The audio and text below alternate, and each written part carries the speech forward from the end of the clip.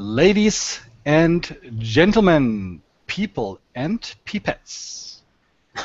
Beeble Babble number 14, today with the hairiest people this side of the Atlantic. At a combined age of 94 years.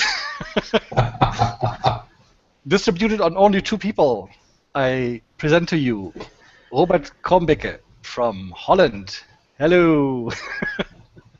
Hello, Michael. That was a nice introduction. Thank you very much. How's it going? I'm doing fine. Thank you very much. Are Great. you?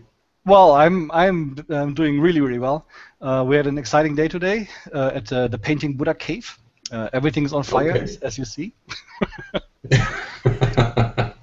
And I see that you also worked on your background since we last talked. Yes, that was necessary.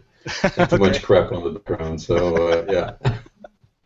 Hey, sorry, I'm in my wife's painting cave, so I should be careful. Ah, okay, yes. Yeah, last time we talked about the background or complained about the background, she said, "Do you talk about me?"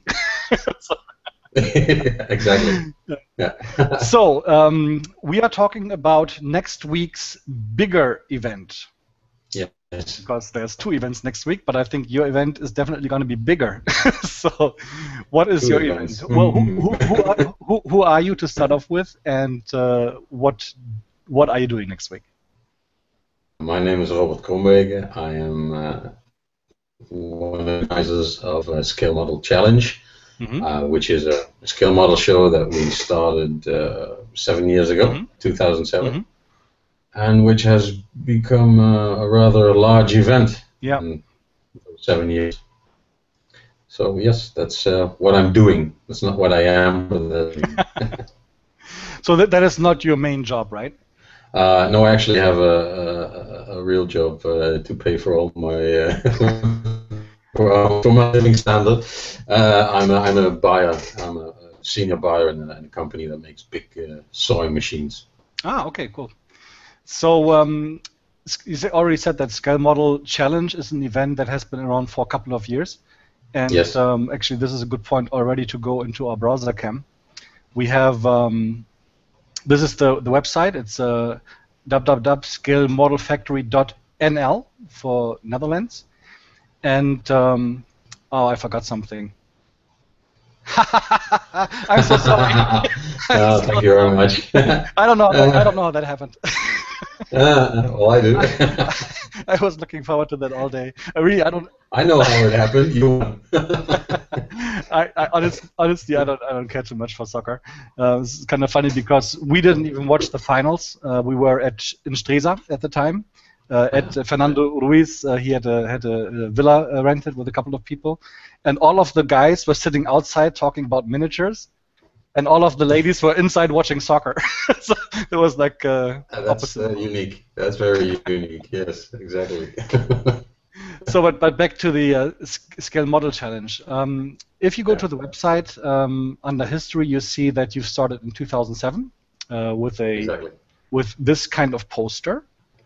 And then we can actually see how that kind of progressed over time and got better and cooler and really cool. I think 2012 was the first year that I heard about you guys. Yeah. I think the poster also did a lot for that. Yeah, this is probably still my favorite poster. This is really cool.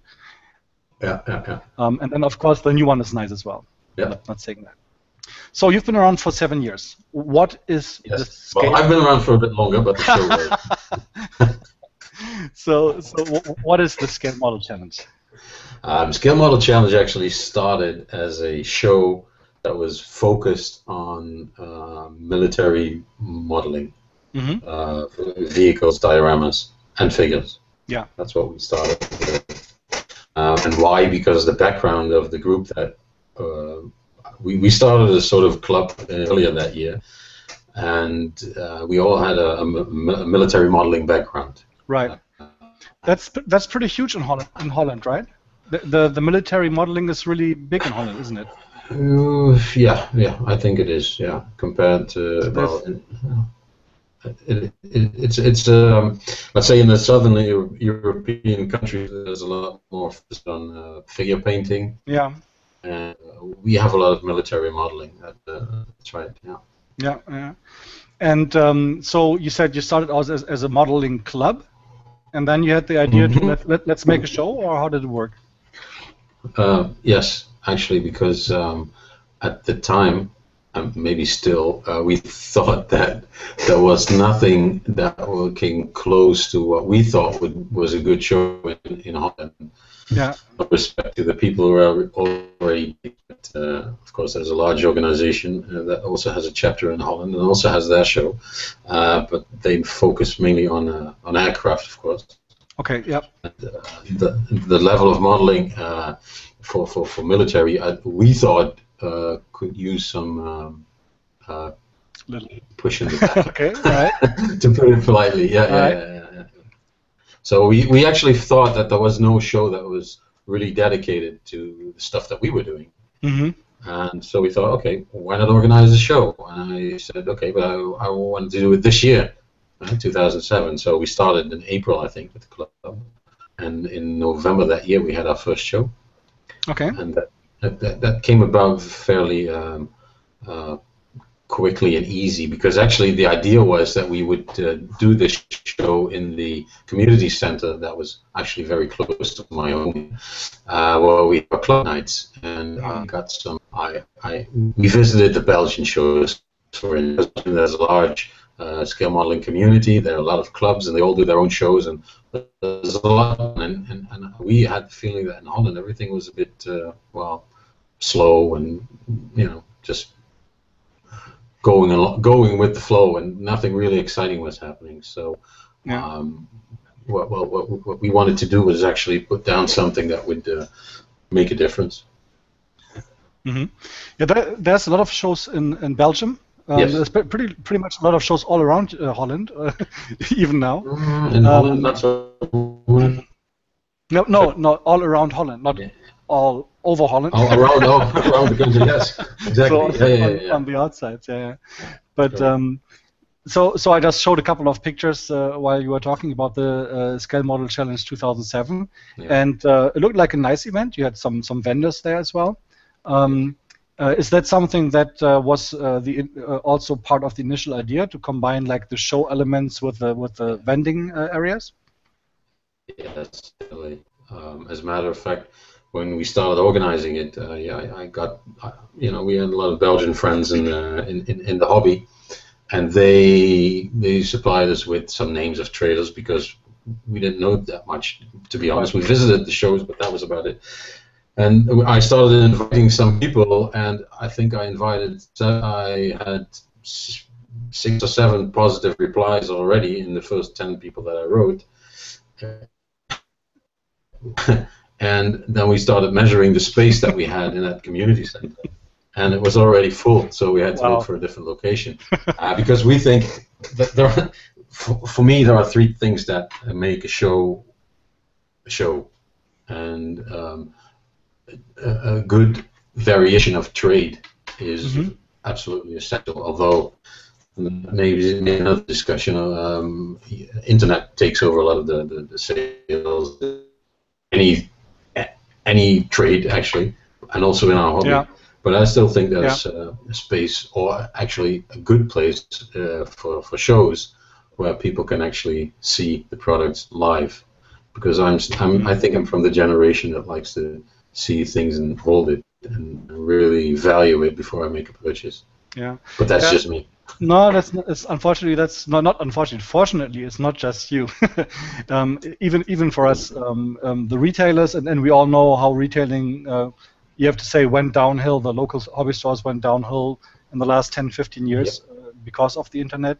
And for us, that is actually a very, very important part for our approach to the community.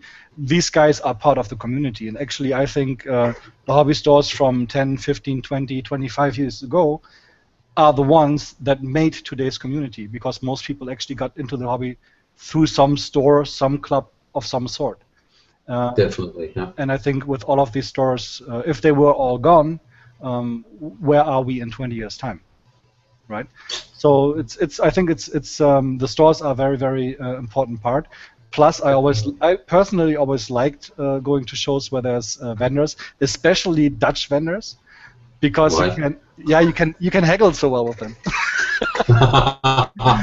They're really tough, and I always enjoyed that kind of challenge. So. Yeah, it's a good reason. It's a good reason. Yeah.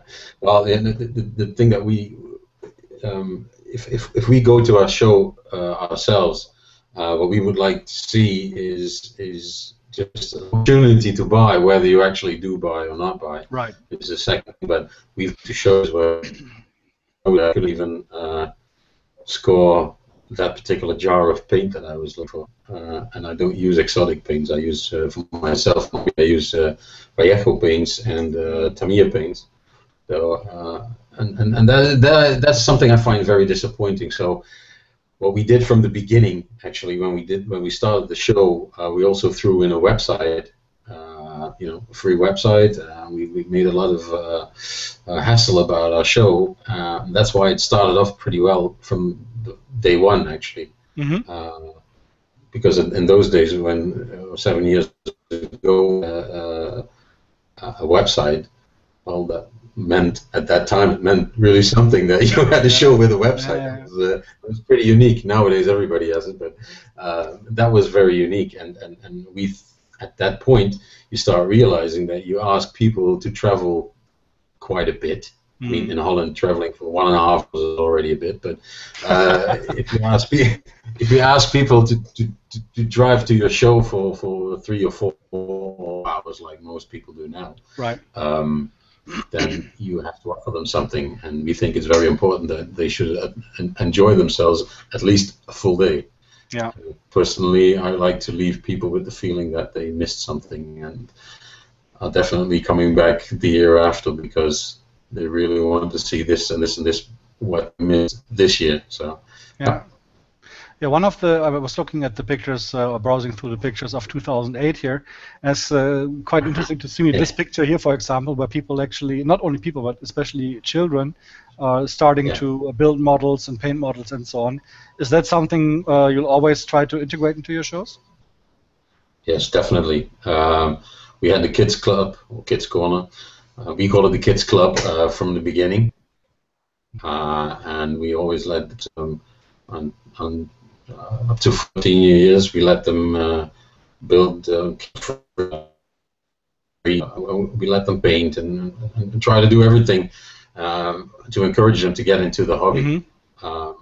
And in the beginning, we did a lot of extra things. We also did, we had people that were doing makeup for the kids, and we had DVDs and to keep them busy, but you have to be careful that it doesn't become a daycare center for the kids. Right. That was also a little bit of the idea that the kids and with their own thing, and while daddy in most cases, or sometimes mummy, could do his or her shopping during the day.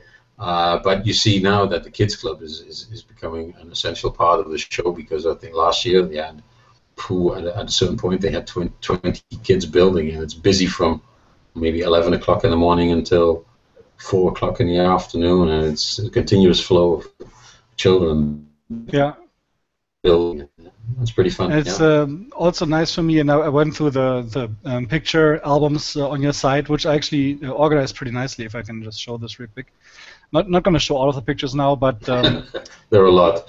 Yeah, there's a lot of pictures. They're always organized. So Eric Reitz is Reitz, is it right? Right. Right. Yeah. Eric Reitz is always does the photo reports of all of the entries and so on. So it's really nice to really have a kind of get a picture, literally, about what's going on at the show. And there's also some video impressions here from our buddies at Massive Voodoo, Mark Rosendahl, and it's always organized really nicely. And I mean, the first thing I always do is look for page 42, which you don't have. But then I went. But listen. Then I went to page 21, which is about as good as 22. And what do we have here? See? So there you go. No, it's really nice, and you can really get a good impression of what kind of entries you have. I can already tell Belgium. You have a lot of Belgian visitors, because there's a lot of flats as well, and these guys are awesome at flats. yeah, some of them are, yeah, absolutely. Yeah, but there's a big there's a big variety of models. We have the kind of cars, for example, with really nice like airbrush freehands and so on. You have figurines as well, and I think here of all kinds. So there's fantasy, there's dioramas, and so on.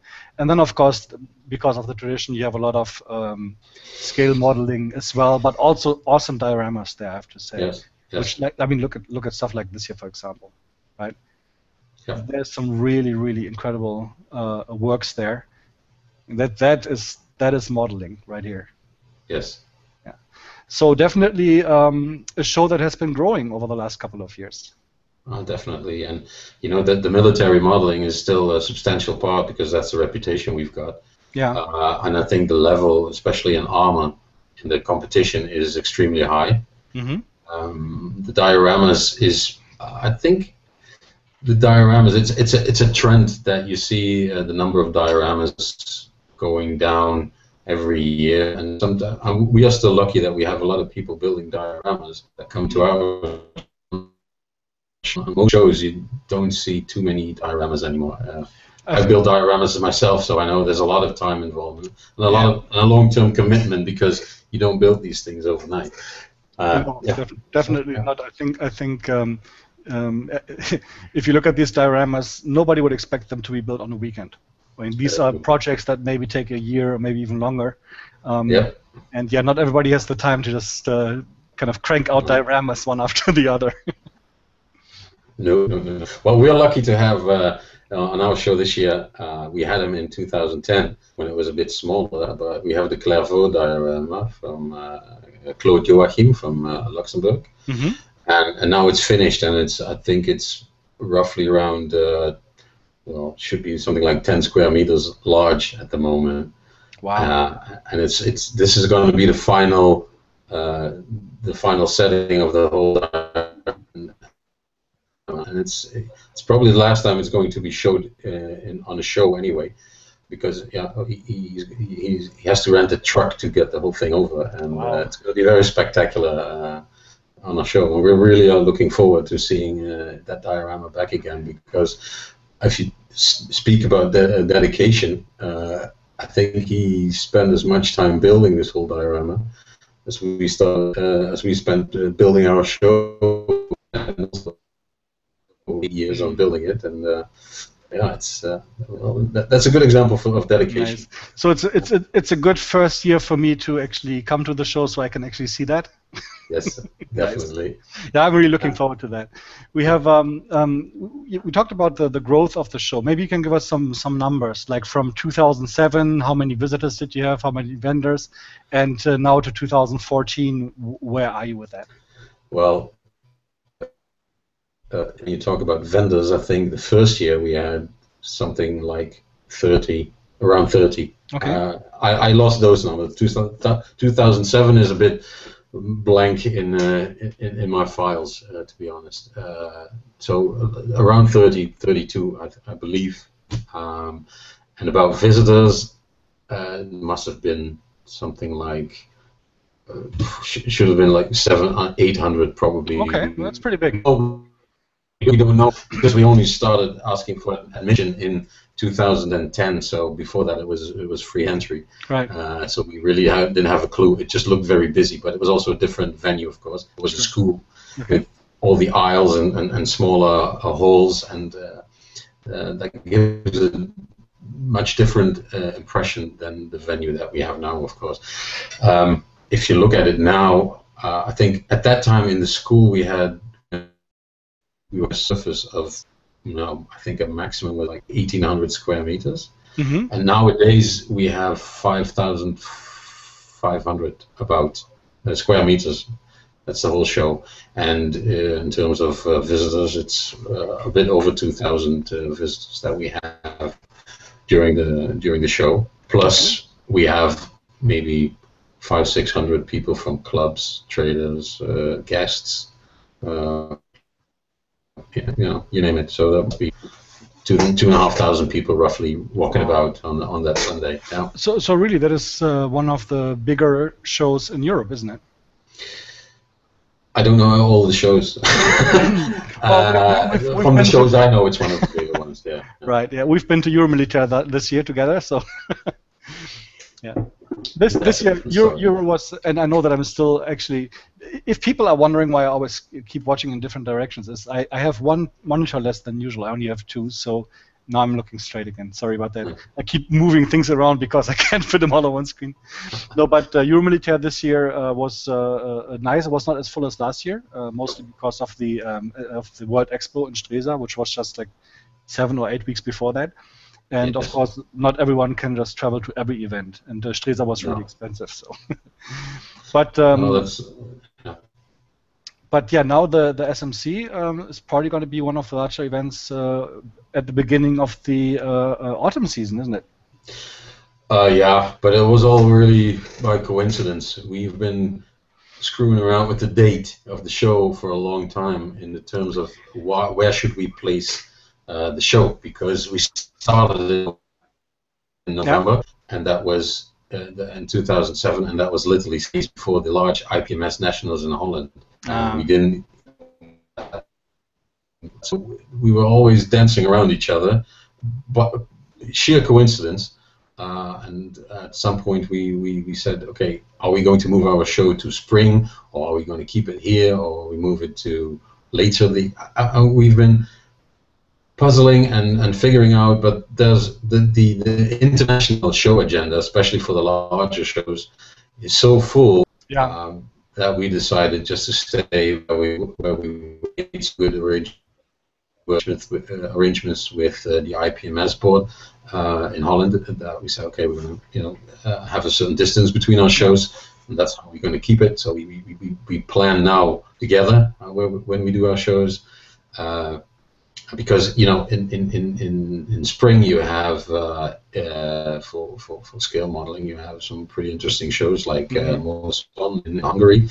There is Torrent in Berlin, where a lot of people go to, and if you really look at it, the total number of modelers that actually do travel to all those shows, I mean, you're not talking about 1,000 people. I think it's it's a much smaller group of people, and like you say, everybody has to look where they spend their money. Yeah, they have to make choices. So yeah, it's actually interesting that you mentioned that, because today I talked to my guys and I said, you know what, like every show was earlier than the one before. So we started 18th of November, and it was 20th of October, and 18th. And it goes backwards, and it was like 14th.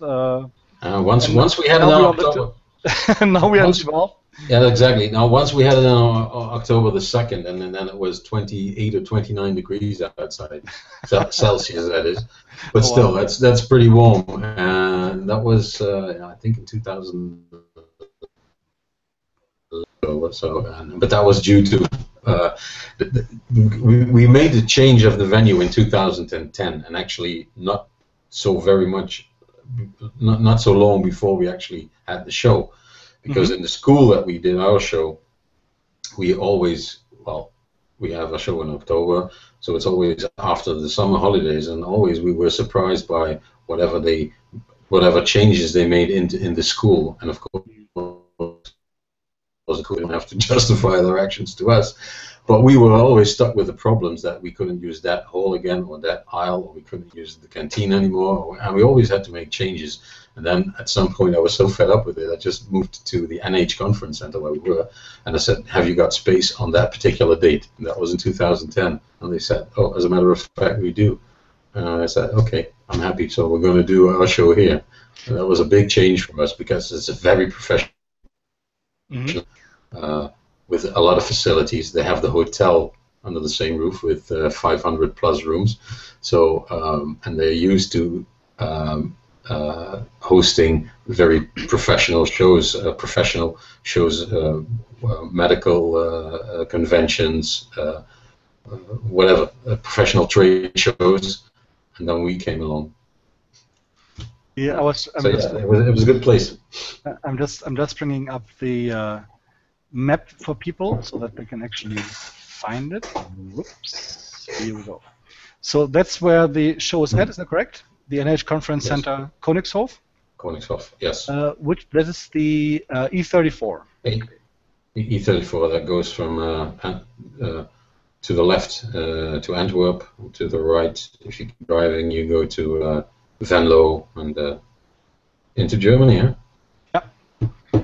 So we will. Let me just check. Which way will we be coming? Oh wow. We'll come. Oh, we'll come this way. Yeah. We'll go through Venlo and then here. And we come. So you can also see that we are very close to the Belgian border. Yes.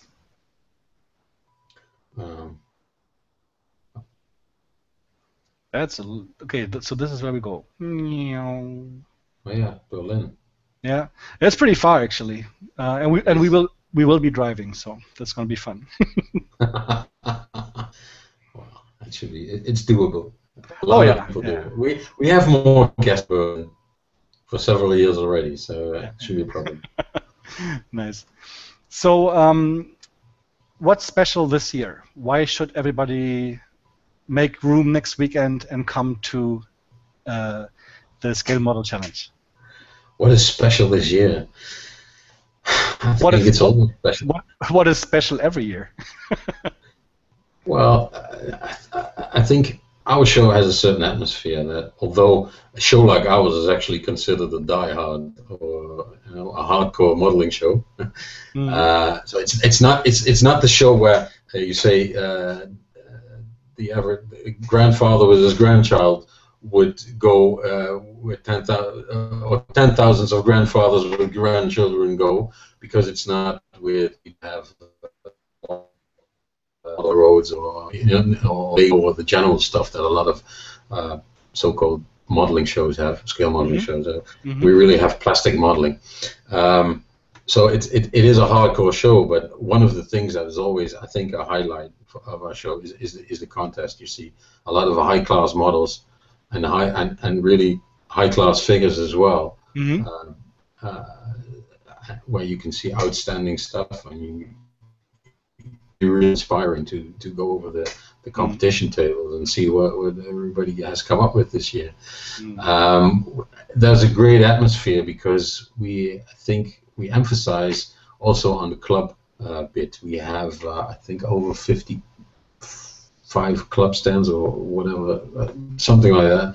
55 clubs from all over the place, from France, Germany, England, Holland, Belgium. Probably forget something, sorry. But there are over 55 clubs, and they together create a good atmosphere, because I think clubs, all the visitors can have a good chat and ask all the people behind the stands how they get those results, or talk about the hobby in general. So I think that's a very important thing. And as always, I'm always very proud of the list of trails that we have. In 2007 we had, now we have 95 vendors. Wow. It's 85 stands or 86 stands and some share stands, but yeah, we have 95. Do you provide shopping carts? No, but there's a mobile catering. They go around the hall where you can buy snacks. It's actually we're actually thinking of producing a big shopping bag with our logo on it. Yeah, so like an IKEA bag, like a big shoulder bag or something. Yeah, one with wheels. Nice, very nice. Actually, Scale Model Challenge 2014 for us is going to be a very interesting event, because we will be a vendor for the first time. We have absolutely no clue how that works. We've bought from. You're going to be a vendor for the first time at our show or at any show? Any show. Oh, cool. So I'll be running after you all day, like, oh, where do I get the power? Where's the internet? Where's this? Where's that? So it's going to be. There's power all over the place. There is a free Wi-Fi for the general use, and for I think heavier use you have to pay $9.95 to You can upload and download anything you like. Okay. So I want to book. That's all available now. Which one? The 9.95 one? Absolutely. It's easy to get. Well, it's Wi-Fi, so you just get a code probably and pay 9.95, and that's it. We have nothing to do with that. The good thing about the NH Conference Center is that they take a lot of the usual hassle from. We can trade on the things that we think is very important. We don't have to carry around with the tables all over the place. They set it up for us, not for free, but they set it up for us, so it's all done. Yeah. And so yeah, we only have the important things to worry about. Yeah. Okay.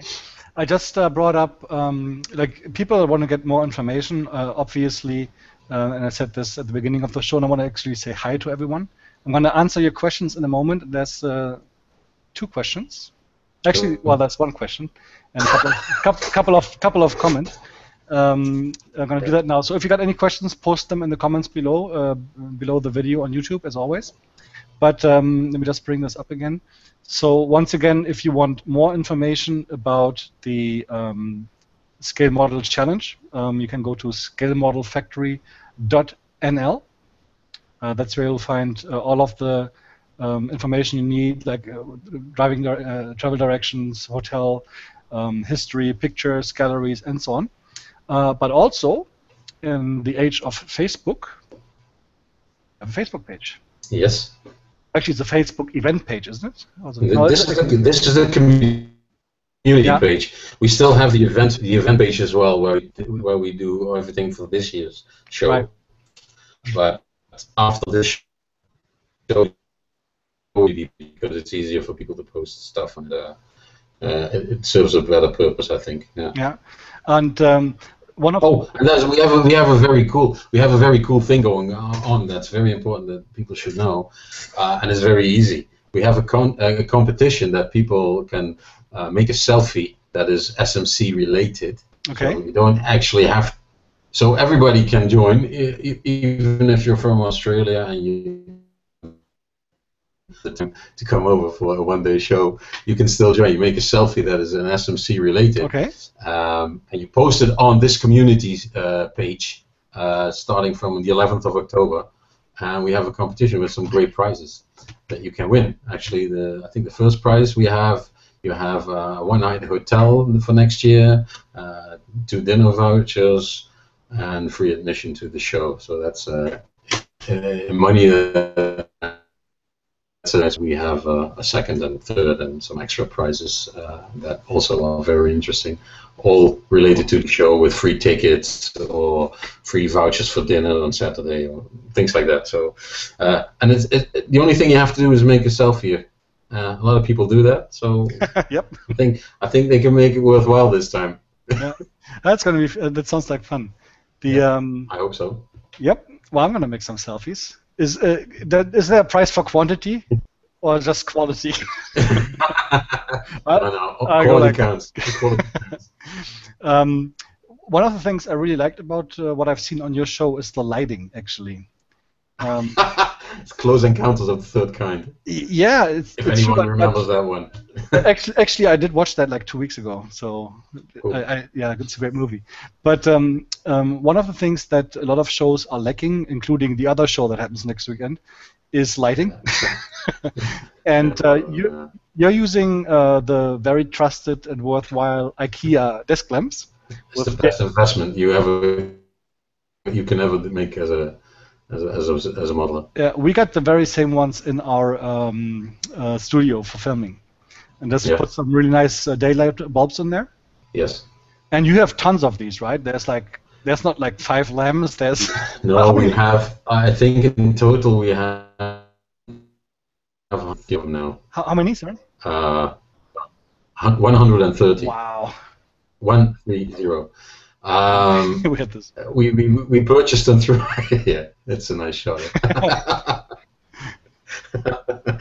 It's the thing is we stole we borrowed the idea from a Belgian figure club that is actually unfortunately no longer exists in the same form, but they had a show where they use similar to this, and I had a chat with, because again, you visit a lot of shows and you think, okay, how can we improve certain things, and especially for the competition. Also at that particular show, they had very high tables because it was a real figure show, of course, so that's always easy to save everybody's back. But through the years, we started having those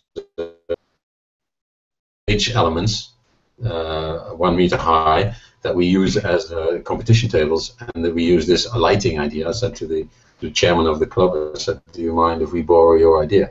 And he said, no, go ahead. And so we sort of copied it and improved it, you know, to help improve our situation at the show, and that's how it came about. And the funny thing is, if we build up on Saturday and the tables are still empty, and then we put on all these lights, it's like an alien spaceship coming down. It's amazing. Every year, I mean, we should be used to it by now, but every year I just look in awe when I see it. It's like, okay, now lights go on, and it's like, bam. You should try to get IKEA as a sponsor. I did. And what did they say? But because these things cost $8.99. Right. Last time I bought some, they were $8.99, and I called IKEA, and the €8.99 that is. So I called IKEA and I said, listen, I need 70 pieces or something, and can I get a discount? They said, no, we don't do that because we already have the lowest price.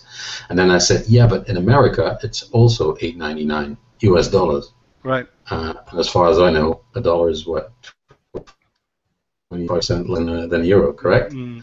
So there must be some slack, but they didn't give us any discount, unfortunately. Oh, and you are a buyer on your main job, man.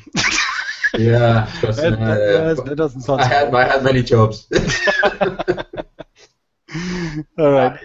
Well, I didn't get to speak to the highest man in charge there. So. Actually, we have a couple of comments, and just want to give a couple of shout-outs. We have Christopher Denmark, who 6 hours ago already said, "Oh, it's another 6 hours." So another 6 hours. No way. Big shout-out here. He says that the Kids Corner sounds like a great idea, and while he actually asked a question that I would have asked you at the end of the show because I kind of already know the answer, but I will ask his question now. Any plans to extend the event over several days? Yes. Oh, and now I need to tell more. Next year, the show will go to sort of transition period. We have on a Saturday, we have a separate event, a lot smaller. It's in one of the halls that we don't use yet. No, the only hall that we don't use yet at the venue. Okay. And we will have a workshop event.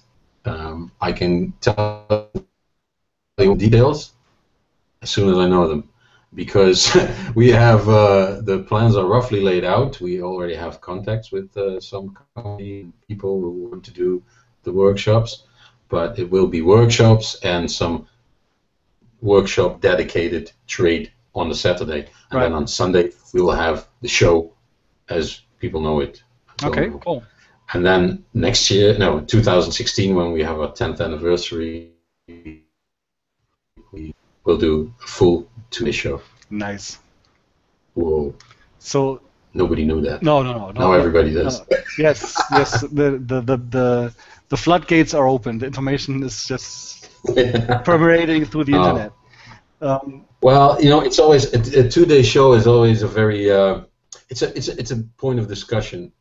Has been for a long time, because on one hand you have people that don't idea why you should do a 2-day show at all. Yeah. But we also think that a show like this should be a social event. Yes. And not just something that you fly in. By yourself silly, and at 2 o'clock you go home and actually have seen nothing of the show. And I think that's a bit of a trend that you see in a lot of shows, actually in Holland, the ones I know. In Belgium it's already a bit more, but they have a bit more of the social side as well. Yeah, the concept of a 2-day show is very hard to explain to a lot of people here in Holland, because a lot of people say, okay, so what do you do the second day? Okay, well, we have plenty of ideas, and this year we have, for the first time, we have some work. No, not for the first time. Last year we had somebody doing José Brito conducting a workshop for people interested in doing that. Mm-hmm. This year we also have José coming back for the workshops, but also 3 more workshops that people can attend. 2 of them are sold out. One of them is by Oliver Speet, Honor Guard, from a massive voodoo. Yes. Completely sold out very quickly. We had José Brito, also more than sold out. I mean, it was free. More than sold out. The chairs. Well, we actually had less chairs planned, but we have we added a few more, and the only ones that do have a few seats left are the ones from Jay Laverty and Camille Felix Sisterbala from Poland. They're both aircraft-related workshops, but people are very enthusiastic about the idea, and actually I was very reluctant to do it initially, because I thought, okay, one should do a workshop that takes an hour and a half or 2 hours maybe, so a lot of the day is already passed, but a lot of people are interested, and I always had to disappoint some people for the workshops that are already sold out, so that was a good idea. And that was actually also the trigger to do the idea for next year on the Saturday of a workshop event where you can join workshops by great figure painters, big aircraft modelers, military AFV modelers. I mean, it's not 100% fixed yet, the whole program, but I think it will be something different and very great. So next year. It's interesting because I think in the figure or the miniature scene, events have 2 things. There's usually workshops, and there's always a big social event. Yes. So usually when we go to an event, we go to a social event and we also visit the show. So it kind of reverses the order. And I really do see, and I do appreciate, and I think it's great to see how you manage to integrate both worlds, really, the modeling world and the miniature world, the figure world. There's a lot of events that have succeeded doing that. For example, the Euromilitaire has very successfully done that. The Herzog von Bayern, the Duke of Bavaria, has done that. Where obviously the Herzog, there's no or not much scale modeling going on, but it used to be a completely historical miniature event, and now it's about 50-50. And I think it's both groups really benefit from each other. There's a lot of stuff that the fantasy painters can learn from the historic painters, and vice versa. And I think your show is now a show where you have a very strong scale modeling background, but you also have the figure painters, which again you have the historic and the fantasy painters. So basically you have it all, which is really nice. If you look at the competition, the figures and non-figures, so AFV, aircraft, whatever, it's 50-50. Last year we had a bit more figures than we had other scale models. Okay. So again, figure painting was not well, I would say it was not existing in Holland, but it was, well, it's still very small, but it used to be tiny, and now a lot of people are more aware of what figure painting really is. I think figure painting is a great way to start in the hobby, and I think especially the fantasy side is a good way to get into it, because you have all degrees of freedom. Yes. The uniform doesn't have to be ultramarine blue that is kind of a little bleached by the sun because the battle 2 weeks earlier was in the desert. Things like that, right? It goes to extremes, and honestly I like that, because you're really dealing with history and you're trying to recreate exactly what happened. So there's a different dimension, additional dimension to miniature painting there. But in fantasy painting you can just do whatever you like, right? If you want it pink, you make it pink. And as for me, I'm very interested in weathering techniques, which mostly come from scale modeling. historical scale modeling, tanks and so on. No, I don't. Yeah. I haven't painted. I do have a tank. I have a tiger tank here. Whoa! You have your tiger? Like so many things I have, it's still mint. But I think that's true for almost every scale modeler. You definitely have more boxes than you'll ever open. Yep. Definitely, yeah. What is your specialty? What do you like to paint? I have absolutely no idea what I like most. Depends on what I'm doing at that particular moment, and then I probably fancy something different. I always try to convince myself that I'm fed up with making dioramas. I'm always trying to tell myself I don't want to build one other vehicle, and I think I'll never get a decent figure. Mm-hmm. But honestly, I try to do everything. Recently, I painted a nice figure that was sculpted by Robert Crombeecke. Mm-hmm. The one he actually released. That was a Japanese Ronin figure. And I really enjoyed making that one and also building the base for it. But I also have a larger diorama in the making for a already, with an aircraft that's crashed and in the snow, which is a nice challenge as well, actually, to create a snow landscape that is close to reality. Yeah. And I also have still some vehicles ready for painting, but I'm just at this moment I'm really too busy with the show to do anything about the core business, because the modeling is still the core business, to be honest. Mm-hmm. But isn't. But I like all the aspects of the hobby, and that's one of the things that I think reflects in our show. That, like you say, we try to bring together a lot of different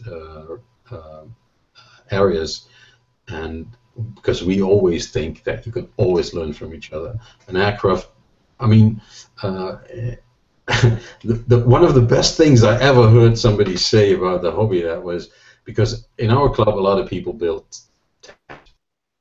Mm-hmm. And I was talking to one of the Belgian guys, and we were discussing this particular subject, that you can learn so much from any other aspect of the hobby if you only open your eyes and listen and look and actually observe properly. And then he said, yeah, because people can also learn a lot from aircraft builders. And I said, give me an example. And this is really the best answer. He said, putting two pieces of plastic together. That was because aircraft, putting two halves of the fuselage of an aircraft together and actually make it seamless is an art. Trust me. Yeah, I know. It's underestimated. When I was 9 or 10, I had a Harrier jet. Yeah. I don't even remember what was. I was Harrier too. It was bigger than my hands, right? It's not like this. It's like this. Like, I can show you. It goes like. Okay. Yeah. Okay. White so it was 60. Yeah, it was big, and I learned when I was a child. I learned that it's a good thing to assemble the engine and put it into the plane before you glue the wings together. I was like, oh, this looks cool, and then I had these giant engines. Like, no, how am I going to get those in there? At which point, the project ended up on my, like many other projects, on the big pile. So, not so mint anymore. Yeah. No, not so mint anymore. Yeah, that was kind of sad. So you have no favorites. I have one question, and the question is from our eternal watcher. I think he watches the channel all the time, like 24 hours a day. Mazdamundi85. Hello. And he says, what's our favorite vehicle from World War I and World War I? I think it probably means World War I and World War II. So my favorite vehicle? Mm-hmm.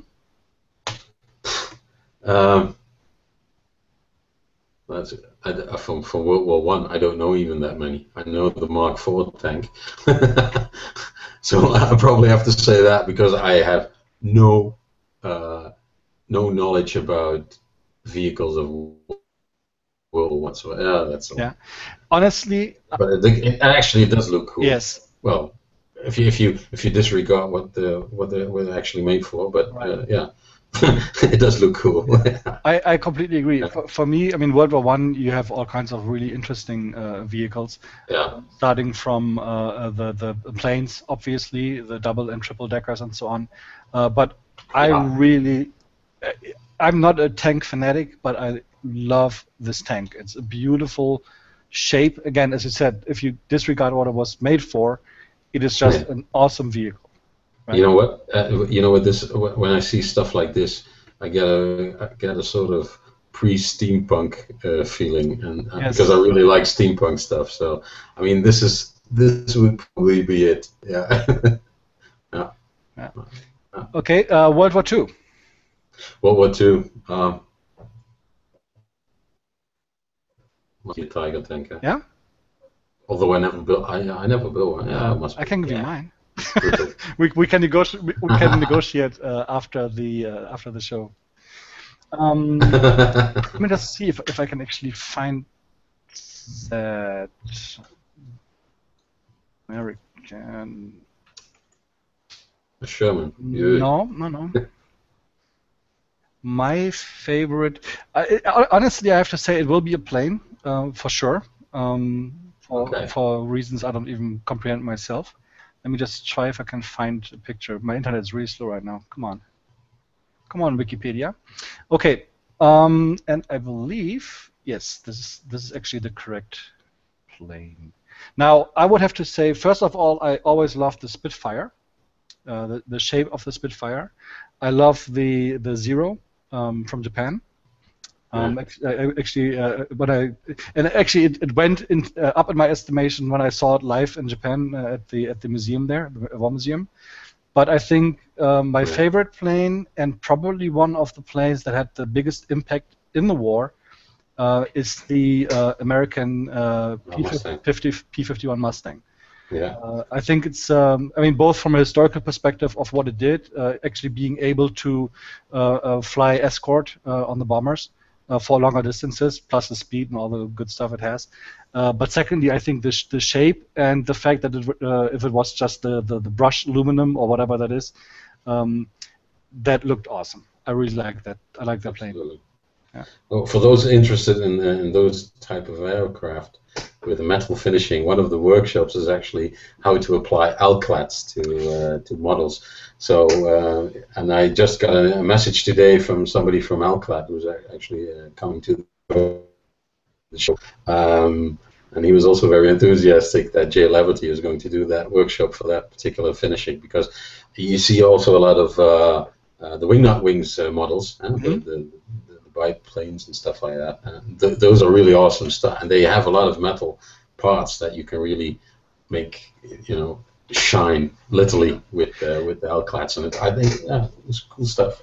And that is exactly where I think we can learn from each other, just different techniques and different materials.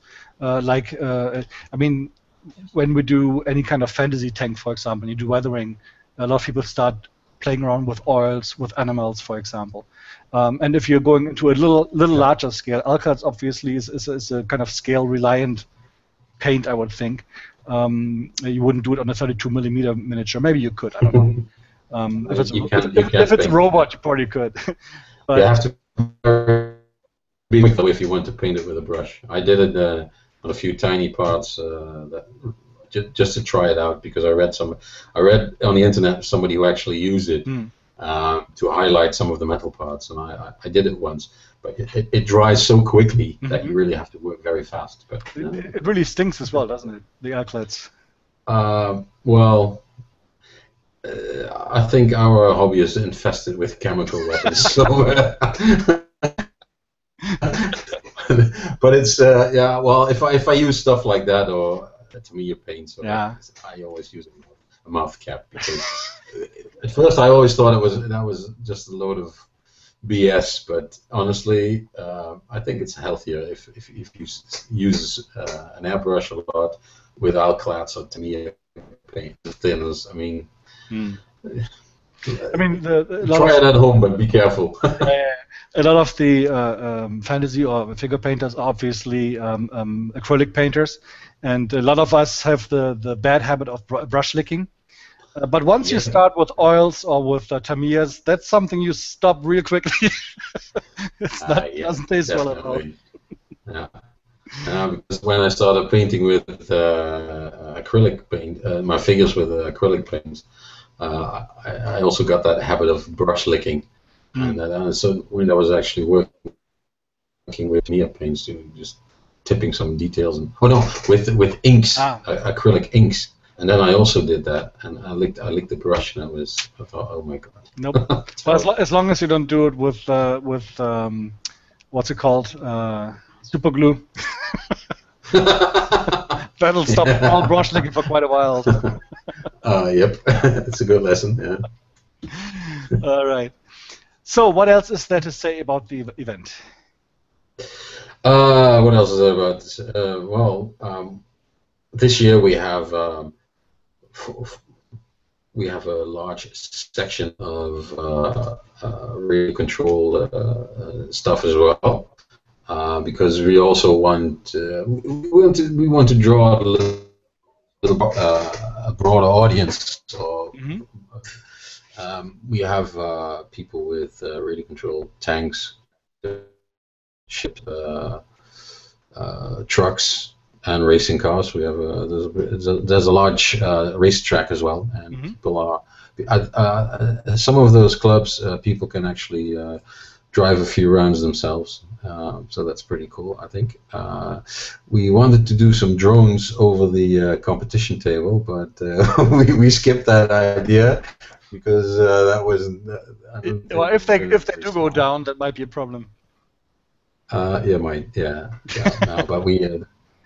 So that's very. I think that's just a nice thing to watch because it gives a good variety, and I think there's some pretty interesting clubs as well. Because I know that the guys that do the RC tanks, they actually also do some pretty awesome weathering on that all we see on RC models. So that's why we invited them as well. So that's a good part. We have. For the first time, we have an area that we call the Expo Zone that is headed by the Clairvaux diorama. But it's where you can also find the stand of the guys from Massive Voodoo. For instance, there is somebody with a good display of aircraft models and also authentic parts of World War II aircraft, original stuff. And a lot of other stuff, mainly from the fantasy scene. We have the Eighth Collectible, who's a sculptor, and he makes totally crazy, out of this world stuff. He has a life size. I don't know how large it actually was, but the Predator character from the movie. Yeah. He has that one. He has a bust that is supposedly 1:1 scale. Wow. Of course, I don't know how big. It's probably a bigger head than yours and mine combined. So. Well, I have a pretty big head, so I wouldn't be too sure of that. But anyway, the jaws are a lot meaner than that. But that's some stuff that he makes, and he also makes. You just have to watch his website, the Eighth Collectible. You can find some of his stuff there, but he's an awesome sculptor. And we have also. Miniature Madness. It's a guy from actually quite near here, and who paints wargame armies and also other minis for a living. And he mainly uses an airbrush for his work on minis. I think I've heard of it. Is he Scar's Miniature Madness? No. Scar's Miniature Madness. Yeah. Is it him? Yeah. Okay. Yeah. Because I've heard of him. Let me just put up the website real quick. So there's commission work, but that's the one. And he can paint the quality you want for the price you want. But it's just okay. Good. So if I say the highest quality for €1, is that how? That's what I want. Doesn't work, right? I tried. Well, everything comes with a price. Huh? You just have to deal with it. Oh, but he's doing quite well. We met him at a workshop actually, yeah, that we attended, and he's a really nice guy. And we thought that would be something that could really stand out. We have some other people as well there in that particular expo zone. We have increased the size of the contest area again. We have, for the first time, we have an actual we have somebody that built an application for us for the competition. So people can actually fill out all their registrations also at the show. Okay. On one of the terminals that we have there, so they don't have to fill out the cards. So if they spell their own names wrong or the names of their work, then it's their own fault. But at least we won't be stuck with illegible cards or, because that's always funny. If you do the prize ceremony, you get the list of the winners, and then you get, okay, but that guy isn't called that. His name should be this or that, or you get a name or a title of. I have some very vivid flashbacks of Games Day UK 2013, where even the winners didn't know who was just, and they were already waiting behind the stage, and nobody would come out because they had no clue who was actually on that card. So. We have a few wargaming clubs as well who are demonstrating several games, Flames of War, of course, but also Dystopian Wars, and I think there are I think 6 games that are being demonstrated, so that should be interesting as well. Because we also want to get more people from the gaming side of the hobby as well. Of course, the painters for the competition and and other things. But I think it's also an interesting area for us that we can still cover and where we can still win a lot of new attendance and new fans, so to speak. Absolutely. No, I think from everything I've seen on the net before, and again, I haven't been yet. I'm really looking forward to next week. Yeah. But from everything I've seen, it's really a perfect blend of almost everything that there already is in miniature modeling as a whole hobby. You got the scale modeling, you got the miniatures, you got dioramas, you got gamers, you got workshops, you got a lot of vendors. So for anyone who's never been to a show, definitely a good idea to go, just to see everything there is. Bring big pockets and definitely. There's 95 vendors, if I remember the number correctly, and they actually might exchange valuable boxes of plastic for little pieces of money, of paper. It seems like an unfair change, isn't it? That is a very unfair. So just take advantage of those guys. They have absolutely no clue what they're doing. Right. All these... Oh, hey, I forgot to mention 3 very important things. Okay. We have 3 special guests at the show who give actually. So besides the workshops, we also have 3 guys doing demonstrations. Yes. We have Ivan Cocker from Malta, who will focus on figures in dioramas. He's very well. I think he's a master in telling stories in a diorama, and he's going to tell a lot about and show a lot how to bring a story into a diorama. Then we have Radek Pitusz from Poland, who is also, I think, very known. He's pretty much all around as well. A good figure painter. He sculpts. He makes awesome models and great dioramas. So definitely worthwhile seeing him. And of course, we have Iguazu from Spain. Yep.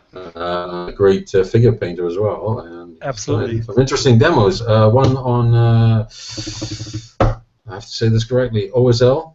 Okay. Object source lighting, yes. Definitely. So yeah, that's going to be the main theme of his diorama, of his demo. Also definitely worthwhile. On this,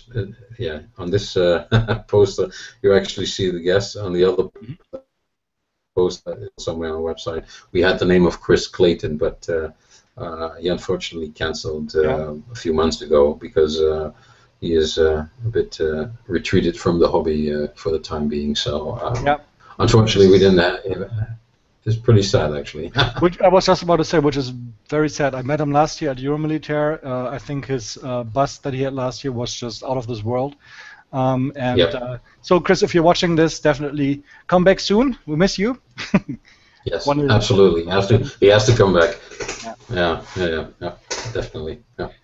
So I probably forgot 1,000 other things. Did I also say that we have great catering there from from the MH conference center? I seen the menu that is only on the Sunday during the show, and it's that's already worth coming for. Trust me. All right. Well, I think the 1,000 things you've got, that's going to be the surprises that people will see when they actually go. Correct. So that's we don't want to spoil it all. No. And I think if somebody is interested in the hobby in general, or even is already in the hobby, the fact that you have so many modeling clubs there definitely is something that's worth it. I mean, there's going to be tons of demos at these stands. There's going to be tons of exhibits, and maybe there's even a modeling club in your area, in the visitors area, that they may join or visit at some point, and so on. So I think it's a great way to kind of connect with other nerds from all around the world. And I mean, we are going. I'm excited. The whole team will be there, I can't wait. Just bring enough T-shirts. we just got a new batch in. So you're trading there, so bring merchandise. That's a free tip. Well, that is actually a very nice way to transition into something completely different. Yeah. I do have a couple of other things I just want to talk about real briefly before we maybe close up the show. Sure. And one is actually something that Jiboom asked. Jiboom, again, hi, another long time supporter and viewer. He likes really, he says, as you really like steampunk, oh, you know what, I can actually do this, hold on. Ooh. Now the funny thing is this is all mirror image now. Let me just try this in mirror image. As you really like steampunk, me too, have you seen Scale 75's new Indiegogo? I think this would be a fantastic set. That's the one with the car, right? With the train, yes. And let me just. Oh, the train. Oh, that one. Okay. Let me just put this up. Yeah. Because I had already prepared this to show. Yeah, awesome stuff. Man. I have seen this at Euromilitaire. I've seen some 3D models, not the actual model, but like renders and stuff. Yeah. And it is not the cheapest set you will find, but it's an awesome set. And if you go to Indiegogo, and you actually have to search for Steam Wars 3. If you just search Steam Wars, Indiegogo is not clever enough to find it. So it's Steam Wars 3, and you can also see here projects/Steam Wars 3. And I'm just going to scroll down. There's a couple of colored stuff, other things you can buy, blah, blah, blah. But like this. I mean, who doesn't want to buy that? Yeah. These are awesome. What? Design your girl? Well, design your girl. You can have the Sarah Kilmister, which was the last Indiegogo campaign, the Ilsa Mech or the Fix-It Sam, with your own female face. Now, since I do not have an own female face, it's probably not for me. I could have this guy maybe. They should do me. It's almost there, isn't it? I don't have this kind of mustache. But no, I think the quality of the models here, and again these are in a larger scale. These are 75 mil, is awesome. And then you got this really kind of steampunky train with that. It's an instant diorama. Huh? That is an instant diorama. It's the whole thing. You only have to paint it. And it's not the cheapest, I have to say. I mean, 235 is a big price, but then again, if you look at what you get for it, it's not really that much. And count the hours of fun you have with it. Yep. I mean, per hour it's not even €1. It's not even €1, I guess. I mean, just assembling that's going to take care of that. So. I mean, there are hobbies that cost more than €1 per hour. Trust me. I have heard so. Yeah, some people, I don't know why, but they choose other hobbies. So. Yeah. That's why we do modeling. Then it's a bit cheaper. Yeah, that's a great question, Jiboom. And again, yes, I've seen this, and I do have the Sarah Kilmister miniature here. I actually backed that last time. It's a great model. The cast is great. The packaging is great. I really like that. So I wanted to point that out. Then I wanted to point something out on in our own interest, and that is the a couple of changes to our Painting Buddha Academy. Now we, as you know, we are making DVDs. We have done so for the last year and a half. We have the season 1.1, which I believe we currently still hold 2 last units in the store, and then they're sold out.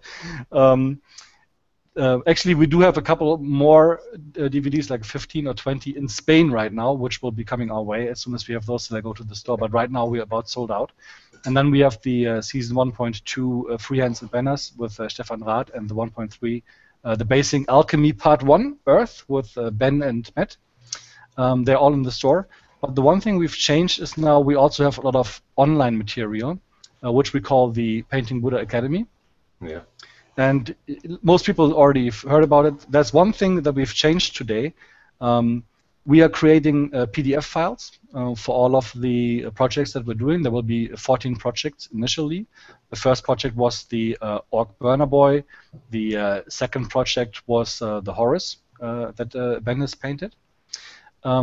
But for the PDFs, we've made a change. We've decided, because we didn't sell that many, and it cost us a couple of €100 to make them, and we made a couple of dozen euros from selling them.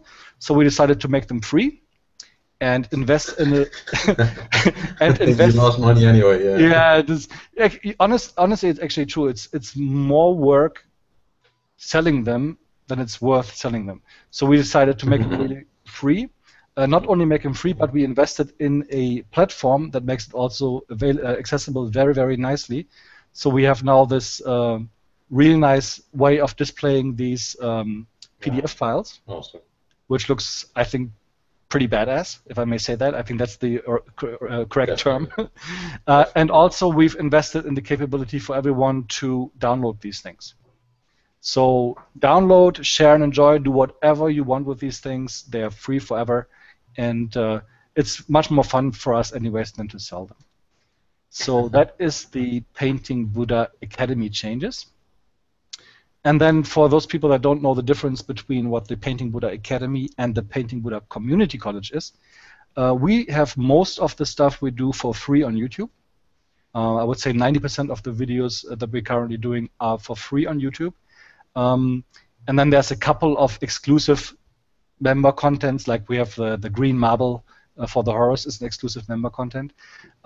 But nobody needs to buy anything if they don't want to. They can watch everything on YouTube. And if you like what we're doing, and if you like to support us, you can actually do that by registering in one of our classes. 42 videos, 42 euros. I mean, it's not. That is actually less than an euro per hour. So yeah, exactly. Yeah. Pretty sweet. And here as well on Vimeo, this is a Vimeo-hosted solution. You can not only stream this pretty much to every device that's out there, whether it's whether you have an Ouya, for those nerds who know what that actually is, whether you have a smart TV, iPad, iPhone, Android, Xbox, whatever, you can actually stream those on things, Apple TV, Fire, and so on. And you can also download all of these videos as well. So I think this is a really, really nice solution. And all of the people that are in this group already have been very, very positive about that. So that's that. And that's the end of the shameless plug. It's all right. Interesting. And it's a lot of fun as well. So I believe you. Yeah. Next project is already lined up. It's going to be a goat. That's as much as I'm going to say. I promise. That sounds very interesting. Yeah.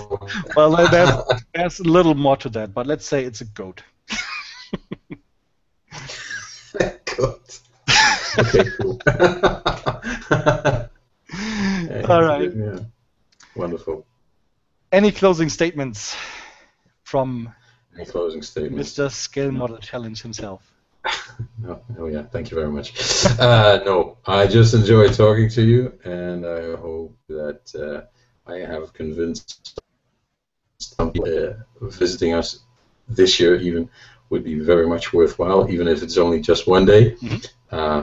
And if you want to come over, then on Saturday we also have a welcome dinner and a nice evening with a lot of people. I think the counter of the dinner on Saturday is already on 141 people, so it's going to be a big thing. The bar will be crowded afterwards. Nice. I think so. It's always has already become a tradition, even after only 4 years in that place, that we have the Abbey Bar. Because the place where we have it, it's where we have the show is actually an old convent. Mm-hmm. So the bar is called the Abbey Bar, and it's going to be crowded on Saturday evening. It's going to be really fun. Yeah, I'm looking forward to that. Even after today's shows, we are still convinced that we will go. So you didn't scare us away, and actually, I really can't wait. I hope I find enough time to actually stand at our own booth and not to have the guys do all the work while I kind of frolic around and take pictures of everything. Which I probably you're the boss, you know, managing by walking around. Well, you know that, I know that. My guys still don't seem to realize that. No, just kidding. We're having a lot of fun here. It's quite insane. So it will be great to see you again next week then. Yeah, and everybody else that's coming. Okay. All right, Robert. Thank you very much for your time. Welcome. Looking forward to seeing you next week. Thanks for everyone. And looking at the other screen now again, because that's where I see the people. But thanks for everyone who was watching tonight on rather short notice. Definitely go ahead, share and enjoy, as always, this video. Talk to your friends about the event. Maybe come and visit. If you go, we'll have our own booth for the first time. So the most disorganized booth is, of course, the best one to go to. That'll be us. We'll all be there. We'll do some demos and well, take some selfies so we can win some competitions and stuff. Definitely. The only ones who cannot join that contest, the selfie contest, are the members of our own club. Everybody else is very welcome to join it. So. I have a very secret project which has absolutely nothing to do with miniature at all tomorrow. I can't talk about it, but if I can convince them to do something for me, I think we're going to win the selfie. just going to announce it. I'm just going to take a selfie that nobody has ever taken before. If that works, I can't guarantee it. A selfie of somebody else? No. I won't say. My lips are super glue. Okay. Super glue. Super glue. Liquid super glue. Yeah. All right. Okay. I'm gonna stop the show. You'll please stay on the line for a little longer. But everyone else, thanks for watching. Have a good night. For all of the Germans, have a nice bank holiday tomorrow and a nice bank holiday weekend. And for everyone else, go work. I'm sorry. That slipped my mouth. All right, guys. Good night, everybody. Yep. Bye-bye. Share and enjoy.